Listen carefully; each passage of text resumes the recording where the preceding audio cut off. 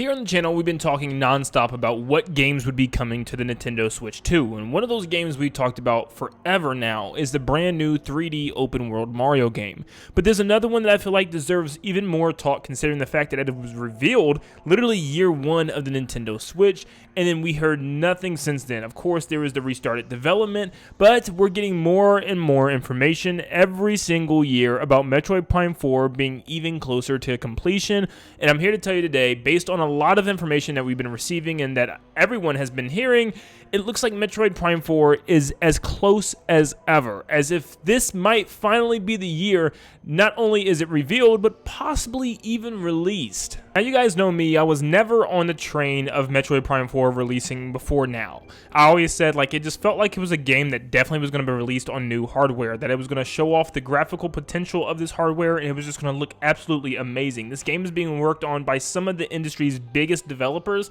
so this game is going to look a lot better than what people are even imagining, and I can't wait to see what it's going to look like. But like I said, I kind of always stayed on the conservative side when I was talking about this game. I knew that it wasn't coming. I knew that we weren't getting trailers in any of the past Nintendo Directs, but now I'm officially on board, and I can say officially that we are going to be getting information about this game very soon. Is it going to be in a general Nintendo Direct? I probably think not. I think Nintendo is going to have its Nintendo Direct here next month, and then around March, they're going to have the giant Switch 2 reveal where they're talking about that big 3D Mario game, and of course, Metroid Prime 4. But what am I talking about? What's going on today? Well, let me get into it for you guys. Lots of the information that I'm going to be talking about today comes from Super Metal Dave 64 on YouTube. They have been absolutely up to date on all the Metroid news, so definitely go check out their channel. They post real updates on the development and real facts instead of rumors or leaks that we could be getting, because they're actually digging into the development process and the people working on this game, which is really cool. I guess you can say this channel is like the Metroid version of me with Mario, but yeah, definitely go check them out. But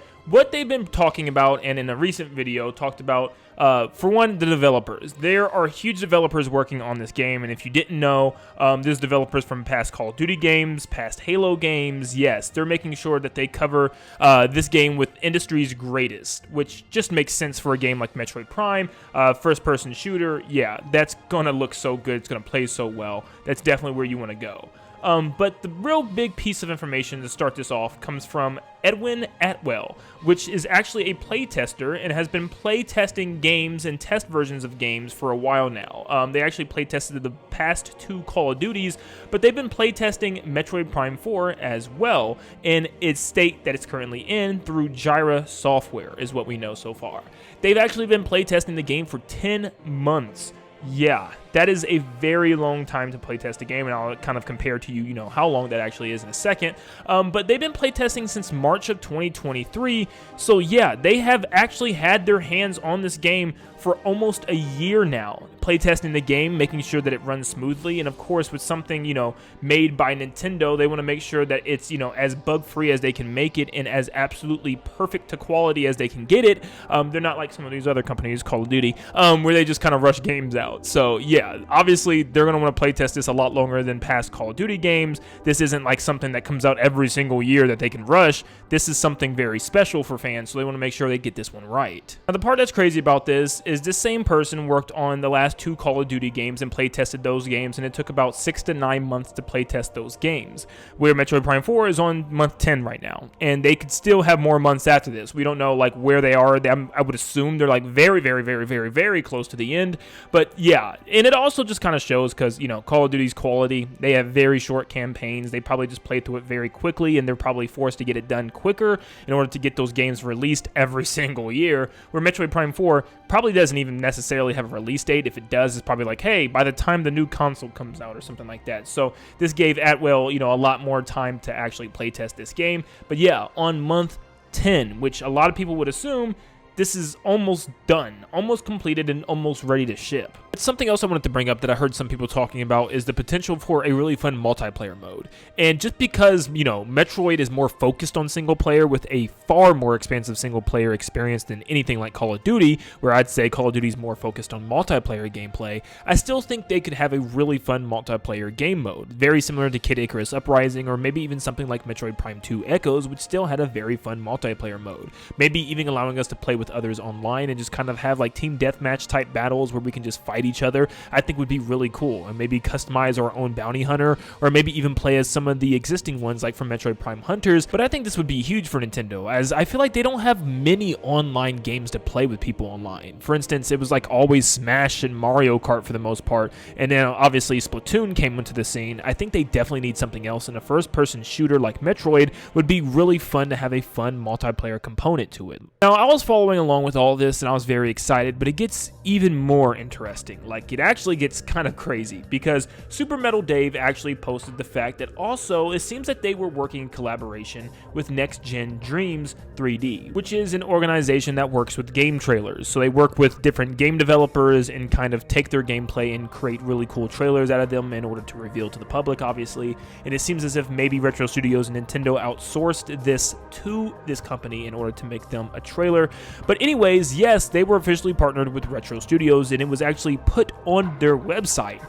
And literally just about a day ago, they removed the Retro Studios logo. And it seems as if maybe Nintendo has heard that people found this out and was looking and know that there is a trailer coming very soon, because now the website actually took down the logo, and Super Metal Dave actually left a description update saying just a day after finding the Next Dreams partnership and showing it in the video as evidence, Next Gen Dreams removed the Retro Studios listing. However, with the Wayback Machine here and here, he leaves 2 links, which is the profile of the head of Next Gen Dreams as being clearly partnered with Retro Studios. This is why I always show proof in my videos and not just me talking about the info, so you can click on those links and see for yourself. But yes, this logo was actually on the website, and it seems like they took it down, whether it was because of Retro Studios or Nintendo asked them to, because people were finding out that, hey, it looks like Nintendo is requesting for a trailer to be made, and it looks like we're probably going to get a trailer very soon. So yeah, odds are Nintendo saw this and it was like, we can't have people, speculating when this trailer is coming, so, take it off your website for now until we officially announce the thing. That's probably what happened. There is also maybe a chance that Nintendo backed out of working with this company and decided to, keep it in-house with making the trailer and everything. It's impossible to say. It's just hilarious that as soon as this video goes out, that is when the logo was taken down. So it seems like the former, where Nintendo just said, you know what, people are finding this stuff out, people are starting to process things and piece things together. I'm sure Nintendo did a little bit of cover up, kind of covering up everything they can regarding that and working with the company. But yes, the Switch is coming to an end. Let's just talk about this for a second. The Switch is on its last couple of legs. I mean, look at the games that are coming out. It's all remakes, remasters, and ports, and the only new title that we know of this year is Princess Peach Showtime. That is it. And I'm still sure there's going to be a couple of brand new smaller titles for the Switch, like maybe another Mario Party or a Mario Baseball sports game or something along those lines.